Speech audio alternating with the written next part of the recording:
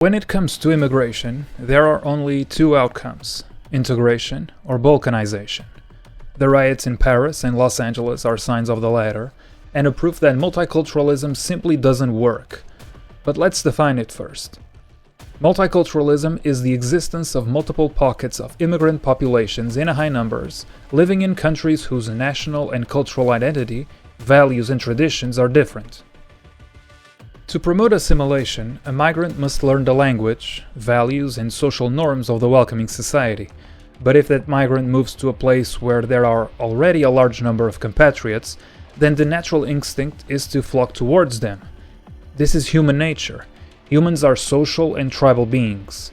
Unfortunately, while that is a logical move in the very short term, it is counterproductive because the person in question won't have any incentive to integrate, being in such familiar surroundings such as other people of the same culture, or hearing their native language.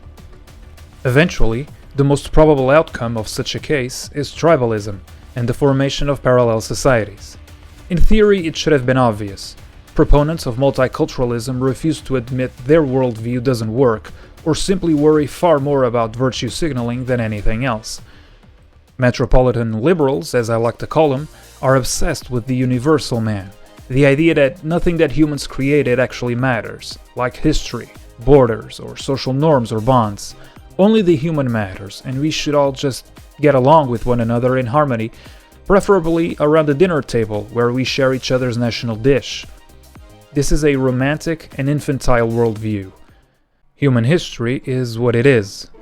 Now, the practical examples are everywhere. In Paris, instead of a celebration of a sporting achievement, we saw riots and looting, mainly by either immigrants or descendants of immigrants already born in France, who clearly don't cherish what should be their city. In Los Angeles, protests against the government's immigration policy also turned into riots and looting. This is what multiculturalism is. In the end, it's all about loyalty or one's allegiance. Everyone is loyal to their own group, their tribe. If you have successful integration, everyone is loyal to the same group, this one big family that we call the nation. Since we have multiculturalism, we have different groups with different loyalties and allegiances. How can we explain that in the alley riots, people waved flags of other countries than of the United States, countries that they don't want to go to, but have a cultural affinity with and to where they trace their culture? Take American singer Selena Gomez, who went on social media and said this regarding Donald Trump's immigration policy raids. I just want to say that I'm so sorry. All my people are getting attacked. What does she mean by her people? For all intents and purposes, she's American, born and raised in the United States. If she really considered herself American, she wouldn't look at immigrants as her people, and this is a perfect example of tribal allegiance. In life, we really only know if something actually works when put through a stress test. The stress test for multiculturalism comes in times of economic hardship or any other case when people struggle in their daily lives. Only then we can know if there is any kind of unity, and multiculturalism, at best, only seems to work. All of this was already contemplated in the 1978 book Fate of Empires by Sir John Glubb. In it, he alerted to the pitfalls of what we call multiculturalism.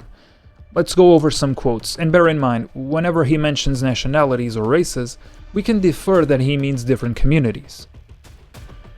Roman historians often complain of the number of Asians and Africans in Rome. Baghdad, in its prime in the 9th century, was international in its population. In London today, Cypriots, Greeks, Italians, Russians, Africans, Germans, and Indians jostle one another on the buses and in the underground, so that it sometimes seems difficult to find any British. The same applies to New York, perhaps even more so. This problem does not consist in any inferiority of one race as compared with another, but simply in the differences between them. In the age of the first outburst, the race is normally ethnically more or less homogeneous. This state of affairs facilitates a feeling of solidarity and comradeship. While the nation is still affluent, all the diverse races may appear equally loyal. While the empire is enjoying its high noon of prosperity, all these people are proud and glad to be imperial citizens.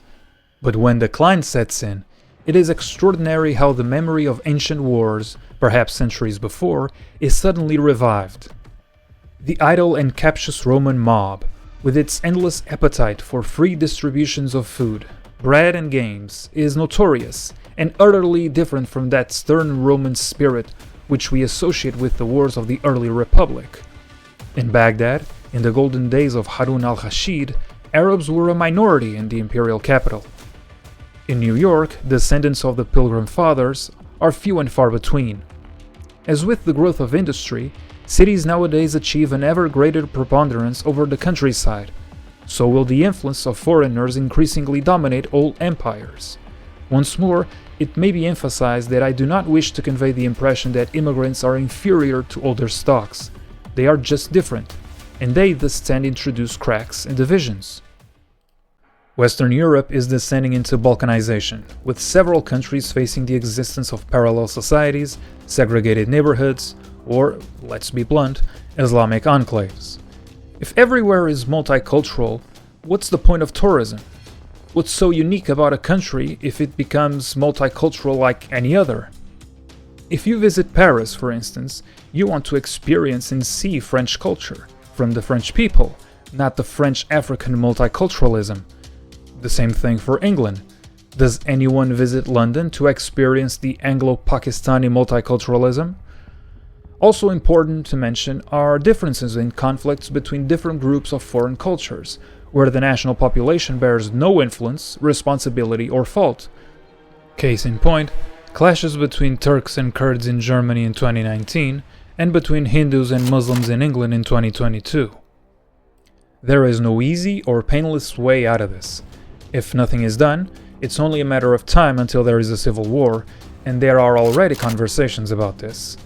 On the other hand, any mass deportation scenario will demand huge resources from governments, and here I'm only referring to illegal immigration. What should be done about legal, unassimilated immigration, or second-generation immigrants, is even more complex that demand dramatic changes to nationality laws, for instance. A mass deportation scenario involves huge resources, not only for the detainment and deporting itself, but also to face the inevitable backlash as we saw in the United States. First, riots break out where detentions are being made.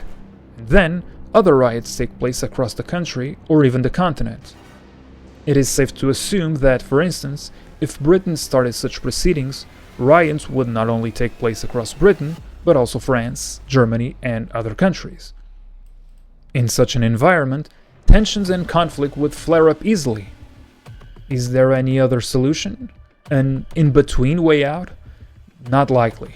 And as time goes by, Europe looks closer and closer to a civil war. Thank you for watching. If you enjoyed the video, please consider giving it a like and subscribing to the channel. 2 clicks will make all the difference. Thank you.